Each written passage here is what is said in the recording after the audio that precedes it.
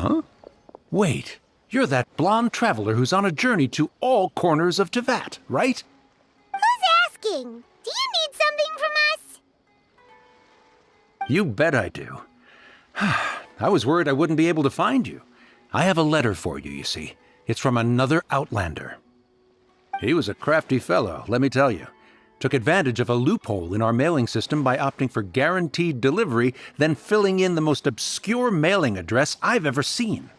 Well, we aren't always on the road, so yeah, it's pretty tough to get mail to us unless we happen to go to the post office on a whim. So, what address did that person give you anyway?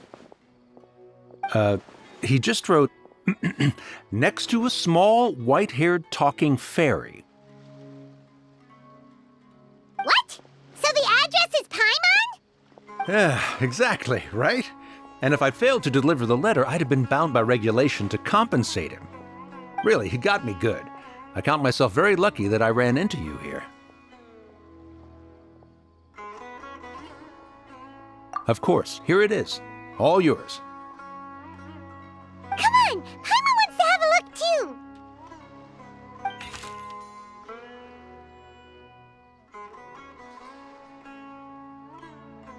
Kaya, huh? So he's here in Sumeru. Now that Paimon thinks about it, Crafty does describe him pretty well. From what he wrote in the letter, it looks like he didn't think there was much chance of it reaching us. Or maybe he's just being sneaky. Do you think he's making this sound like a miracle of fate so that we'd have to go meet up with him? Yeah, you're right. It's always nice to see old friends.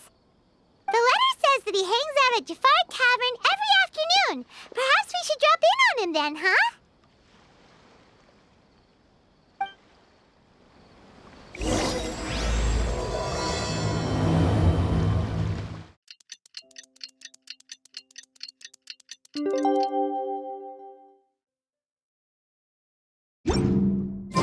Kaya should be at Jafar Tavern right now. Let's go see him.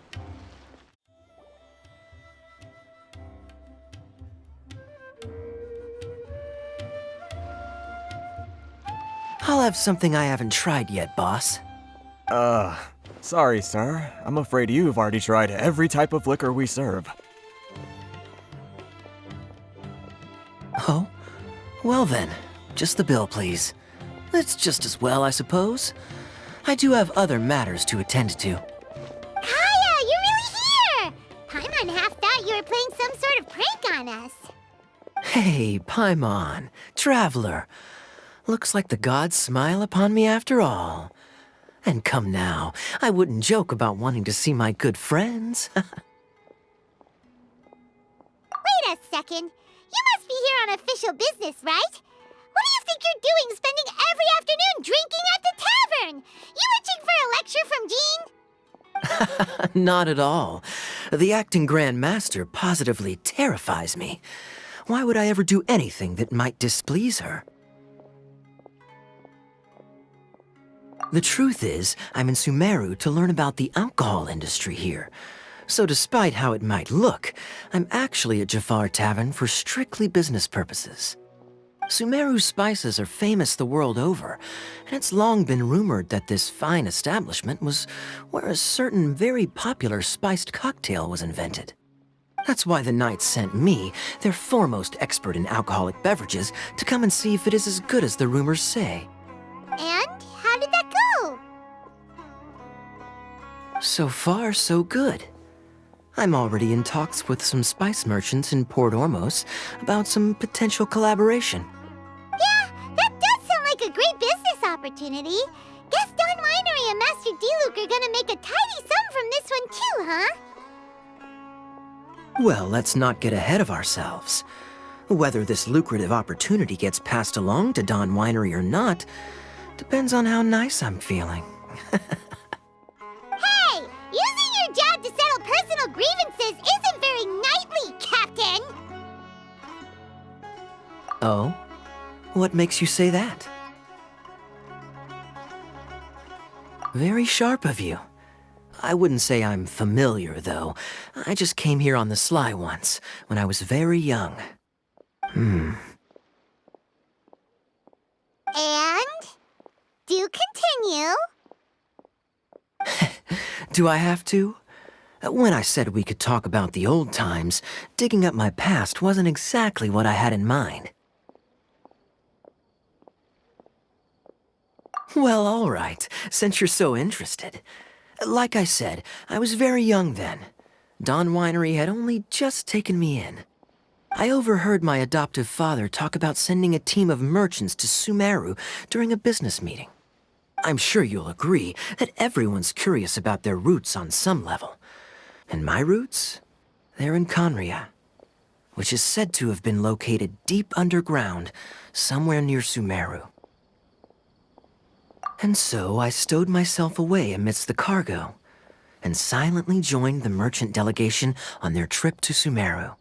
But it wasn't long before the merchant delegation received news that I'd gone missing. Their leader promptly found me, and before I knew it, my adoptive father was dragging me back home by the ear. It was a short-lived adventure. Sorry I don't have a more thrilling story for you. Honestly, not much. The only reason I knew that Conria was near Sumeru is because I happened to read that in a book when I was young. My life had less and less to do with Conria as I grew up, and so I started caring less as well. I used to believe that I had inherited some sort of duty from my father. But then I began to wonder. Maybe my father left me in the peaceful land of Mondstadt for no other reason than simply to give me a happier life. A happy life sounds good to me, of course, even if it means being cut off from certain things. This is obviously all speculation. Simply put, I'm afraid that I'm not particularly in the know on this topic. These days, my surname, Alberich, is probably the only link to Conria that I have left. One death afternoon, please, boss. Tell me, what do you know about the significance of that name, Alberich? Dainsleif? Ah, you've decided to join us. I was wondering how long you planned on listening in. I believe I've seen you before in Mondstadt. Dainsleif, if I'm not mistaken. So you remember me. Then we are already acquainted, Kaya Alberich, descendant of the Abyss Order's founder. Huh? What? I take it that you weren't aware of this until now, Kaya. Or you wouldn't have been so forthcoming with your surname. Oh my. That's quite a lot of baggage for a surname, isn't it? Though I must say, it does confirm an old suspicion of mine. I suppose that was why my father left me in Mondstadt after all. I'm surprised that you take me at my word without the faintest hint of skepticism. Well, perhaps what you told me just happens to answer some questions I carry in my memories. And in any case, I recognize your eyes. You're a pure-blood Conrian, aren't you? Very clever. Forgive me for being direct, but I sincerely hope this new knowledge doesn't change anything. If you've already let go of your ties to the past, then keep it that way. Kaya, you're not involved with the Abyss Order in any way, are you? Hey, hold on now. This conversation has taken a rather sudden turn for the deadly serious. And I'm afraid that as someone from Mondstadt, I'm not accustomed to this sort of atmosphere. So what if I know my ancestry? Do I strike you as the type who would be bound by that kind of thing? Relax. I'll be just as delighted to hunt down the Abyss Order tomorrow as I have always been. Either way, looks like we're out of time. I've got a spice merchant to meet in a minute, so I'll leave the three of you to carry on the conversation without me. Well, all right then. You go do your thing, Kaya. See you around. And Dainsleif, no need to listen in from the sidelines next time we meet. Let me buy you a drink.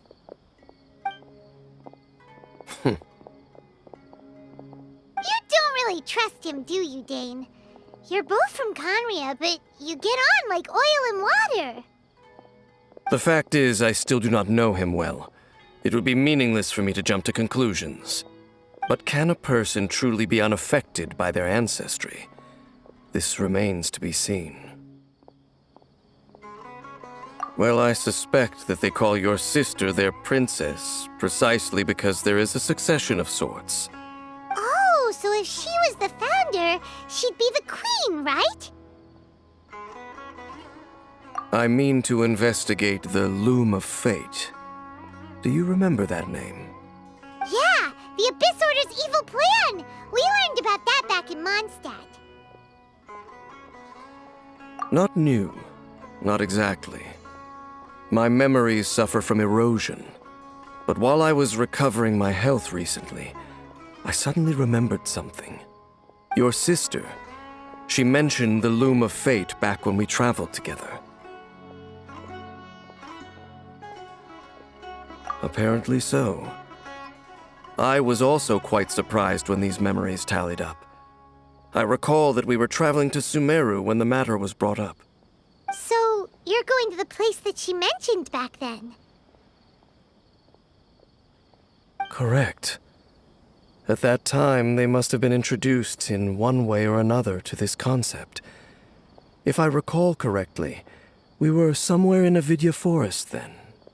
Well, what are we waiting for? Let's go! Maybe we'll discover some secret that's lain hidden for hundreds of years! No. Now is not the time. No, it's just... I'm still waiting for my drink. Seriously?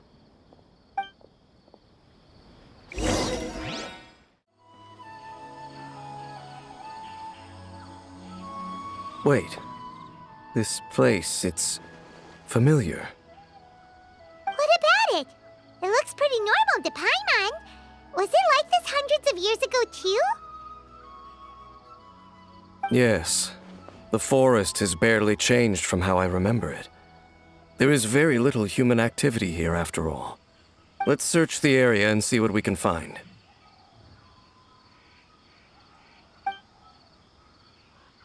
Is this a field? It must belong to whoever owns that house over there. But it looks like it's been abandoned for a long time. You could be forgiven for thinking nothing was ever grown here. Or, wait, maybe nothing ever was grown here. It's an extinguished bonfire. Forest rangers, perhaps?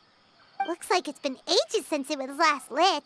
And clearly they put it out carefully to prevent a forest fire, too. That's responsible.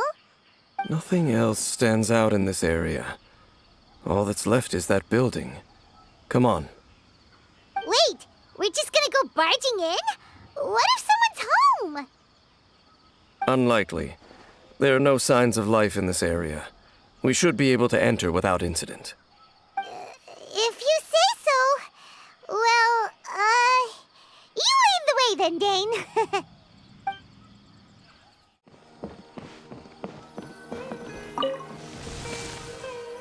Huh.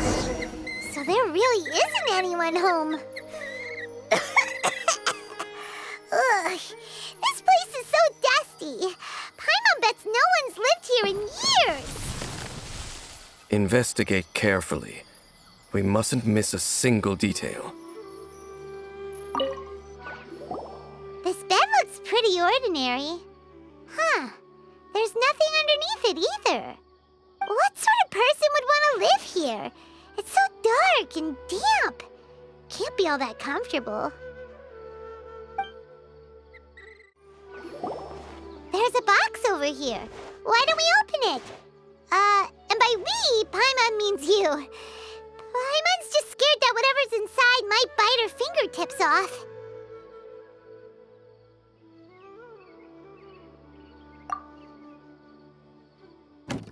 Huh?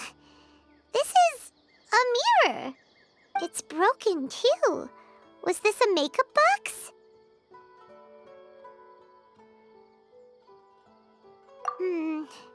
That's kinda disappointing. Paimon was hoping we'd uncover some super big secret, especially after Dane talked this place up. Hey, look! It's a bull! Guess whoever used to live here liked to cook, huh? Can't you smell it? There's a heavy scent of medicinal herbs in here. Oh, so it's a medicine bull? Seems you're right. You've got a good nose on you, Dane.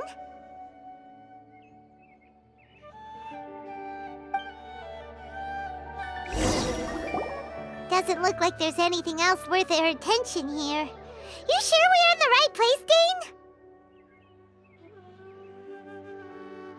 My memories are quite foggy, but my subconscious and instincts both assert that something once happened here. But we'll exhaust ourselves if we search aimlessly. I hear noises outside. Let's go and check. Noises? Is it... It's not much. Just some minor adversaries. Monsters? Wow, Dane's ears are sharp, just like his nose. He's in surprisingly good shape for a 500-year-old. Although for someone who's as full of surprises as Dane, it's hardly a big deal. Anyway, let's beat up these monsters!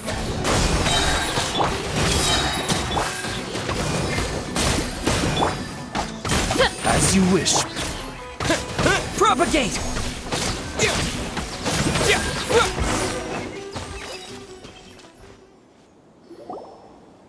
I doubt that the appearance of those monsters was wholly random. There must be something nearby that attracted them. A ley line anomaly, perhaps. But it seems to be more than that. Okay. I'll go slightly further out to investigate any issues with the nearby ley lines. I might be a while. You should wait for me here. What? You're going alone? You better not be trying to keep some secret from us.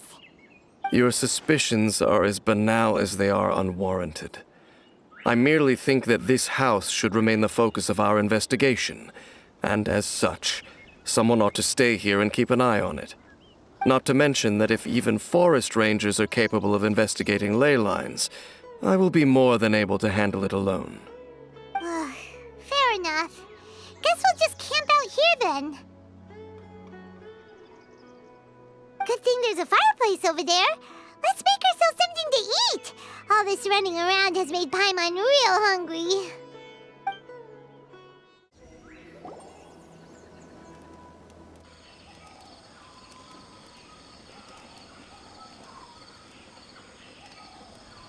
Your cooking is as good as ever. Even if there was no other reason, the food alone would be enough for Paimon to stick with you. Changing the subject, Dane's taking forever. He said that there might be an issue with the nearby ley lines. How bad do you think it could be?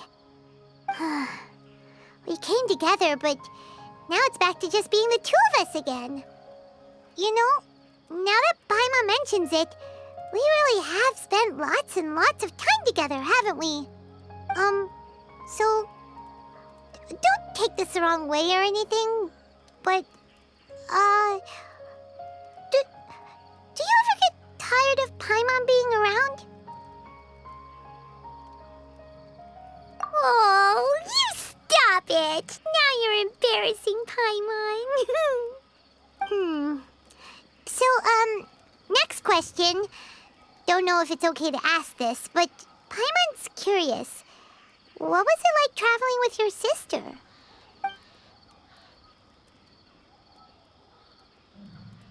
The stars?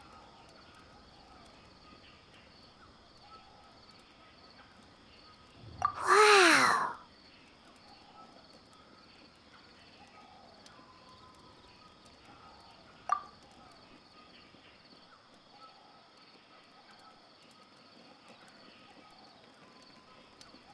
Yeah, Paimon understands.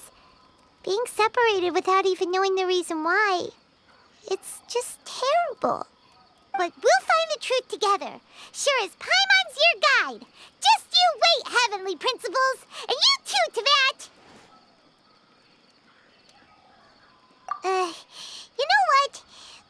too long about this sad stuff. Let's talk about something happy instead, 'cause if you're sad, Paimon will be too. All right. It's getting dark, so why don't you rest? Paimon will take first watch. Don't worry, no monster's gonna come and eat you up. Oh, come on! Don't say that! Paimon just wants to look after you for once. Nighty-night. Go on, shoo! Off to sleep!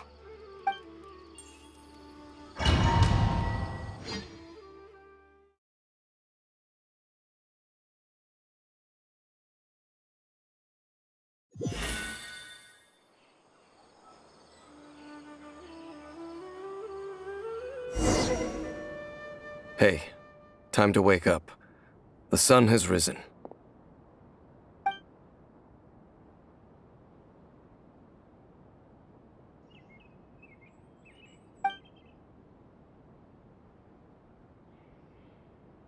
What a deep sleeper. You do know that we need to... Tear stains. You dreamed of your sibling last night, didn't you? All right. Rest here a bit longer then. I'll head into the forest to investigate.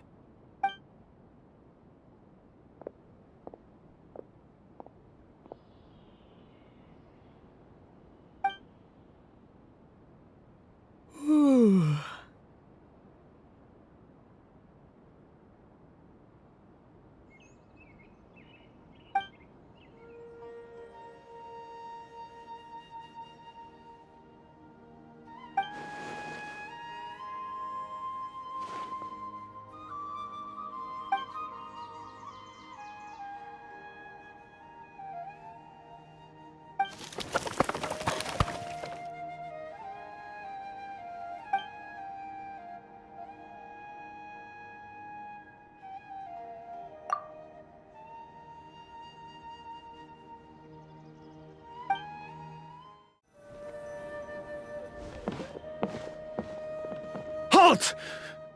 What do you think you're doing? This place is not whatever you think it is.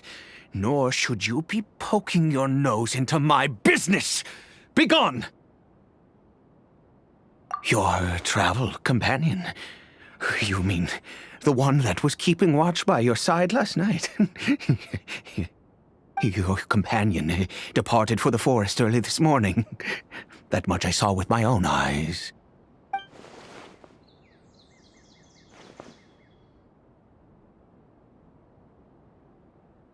What business is that of yours, All you need to know is that I claimed this place first, and what I do here is none of your concern.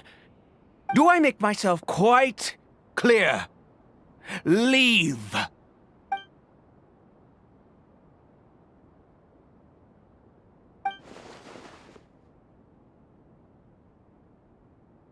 Well, what are you waiting for?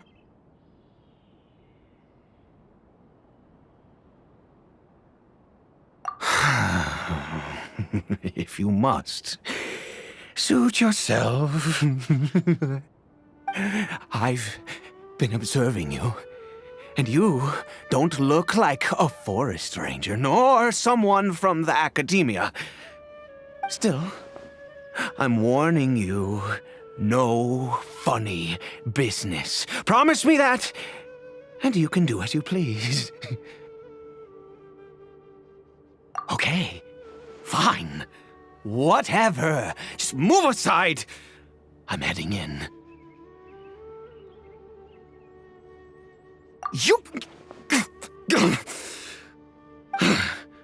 Oh, go on then.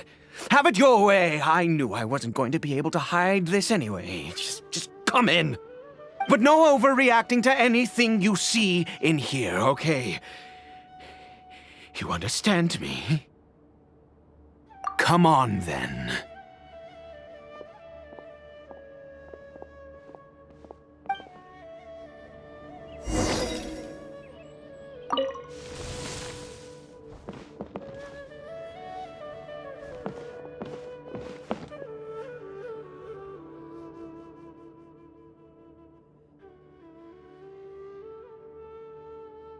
Mind your own business. Don't worry. He isn't aggressive. How could he be? He was too young for anything like that. So don't you lay a finger on him. Just find yourself a corner to rest if you're tired or cold. Huh? You know Conria? Who are you, exactly? And how do you know I'm from Conria?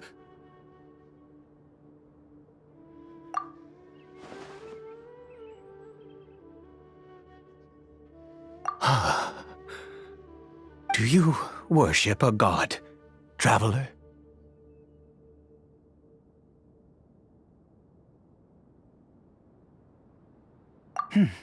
Sounds like you've had an eventful life. All right, well, my name is Ida, and you are correct. I was once Conrian. I apologize for my earlier hostility, but you must understand, as far as I'm concerned, humans who do not worship the Seven are nigh extinct. And all who place faith in the gods are my enemies.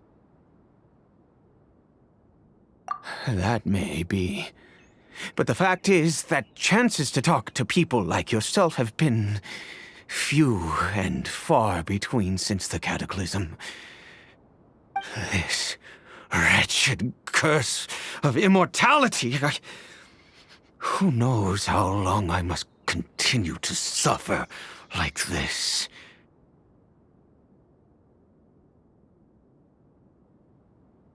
The curse.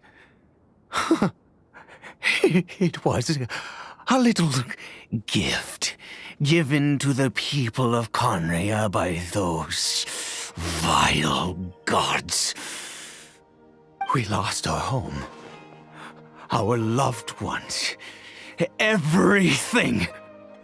The agony of the cataclysm itself was already too much to bear, but then came the curse, robbing us any chance of release. All we can do is watch helplessly as our souls erode and our bodies decay.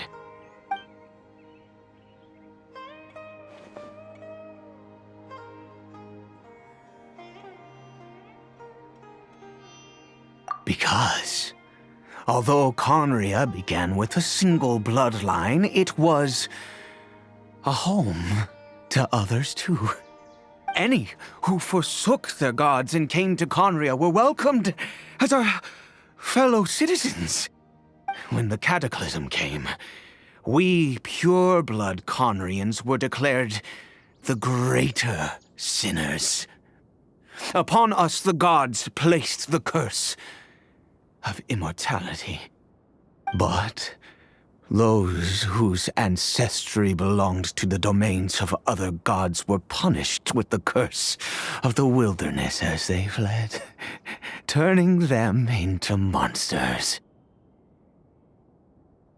He is Caribert, my illegitimate son. How times have changed. I can say that out loud with no consequence now, but it was once a matter of unspeakable shame. I was a noble of Conria. I resented the life that my family had arranged for me. Then, one day, I met a beautiful woman amongst the people. Her roots were in Mondstadt, but that mattered not to me. It was love at first sight. Caribert faced great hardship from the very moment of his birth, all due to my selfish desires, and I was never able to be there by his side for any of it. After all that, he turned into a hilichurl right before my very eyes. I always owed him much, and now at least I can finally be close to him.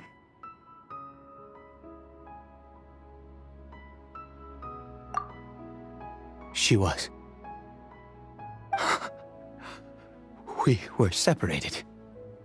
I do not wish to dwell on it.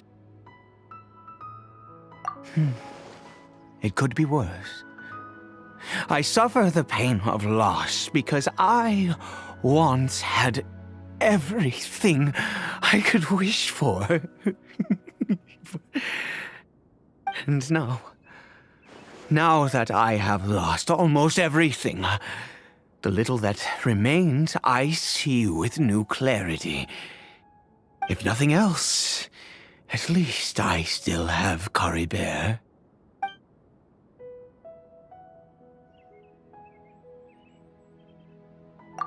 Yes, that reminds me. I only returned here to check on Caribert, but I do have other things I wish to do. You may come with me, if you're so inclined. Over here.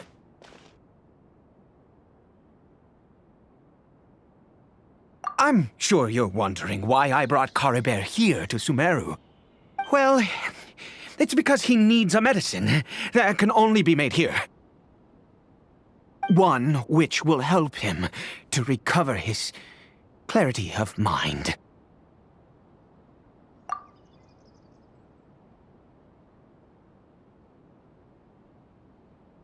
I do not hope to break the curse. I am well aware of my powerlessness against the punishment of the gods. But it is said that this medicine is imbued with the power of Sumeru's god of wisdom and can awaken the mind from a state of deep stupor. It has been used in the past to treat cases of mania. I believe that it might just work. I read about it in a book.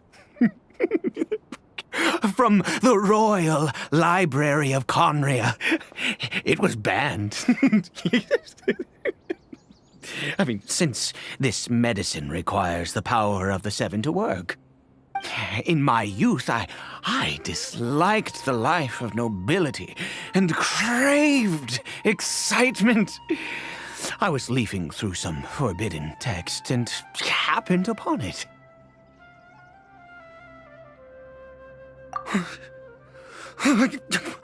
What other choice do I have? What exactly would you have me do, huh? The gods have already punished us. What does one more sin matter now?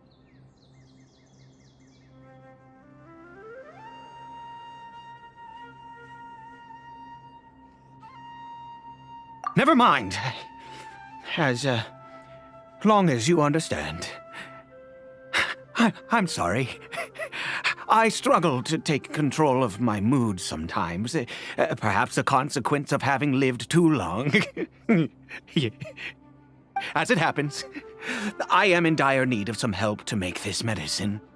My hands don't have the dexterity they once did.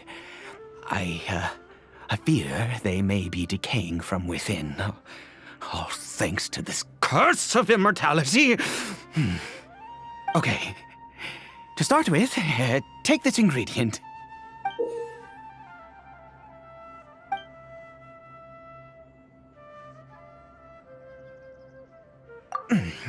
Also, do you have any, of Sumeru's regional specialties on hand? I believe they're called Kalpalata lotuses and Sumeru roses. Oh, wonderful! Oh, in that case, we have everything we need. This is the method for making the medicine. You just need to follow the steps.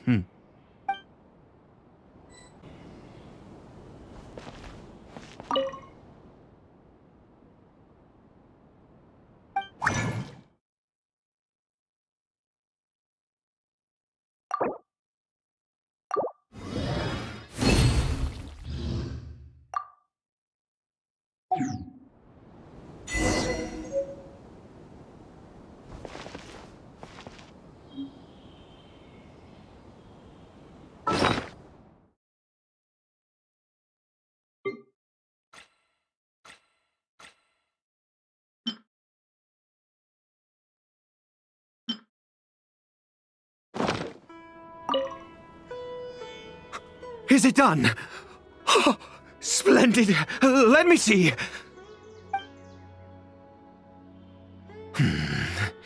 In all honesty, I do not know what the end product is supposed to look like.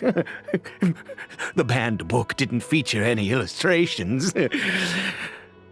Well, the moment has finally arrived. Curse it. No! We need to perform one final step to complete the medicine. I said before that this medicine relies on the power of the God of Wisdom for its restorative effects. Which means we must pay a visit to a statue of the Seven.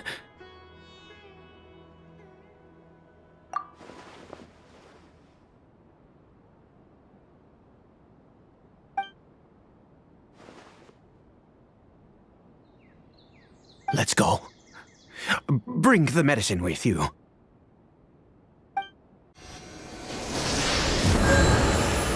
Look at this statue. How can I bow before this thing? God of Wisdom! Look at me!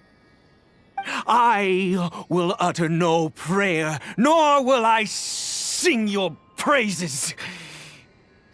You and your kind destroyed my home, wrought unfathomable suffering on my compatriots, yet here I stand before you.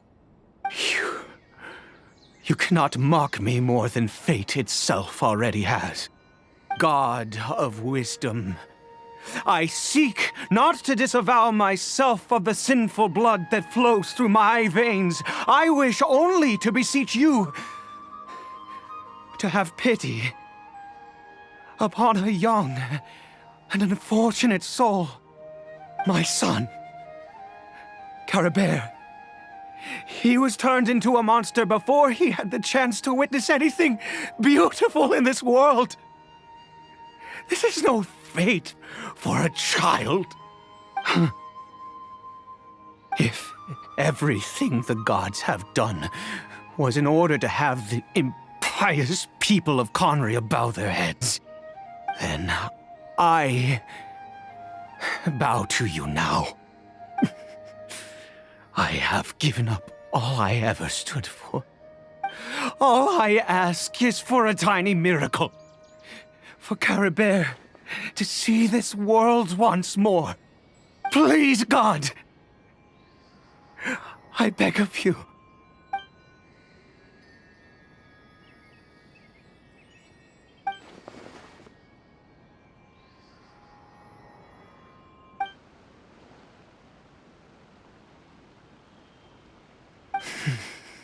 I have made quite enough of a fool of myself for one day. Let's go.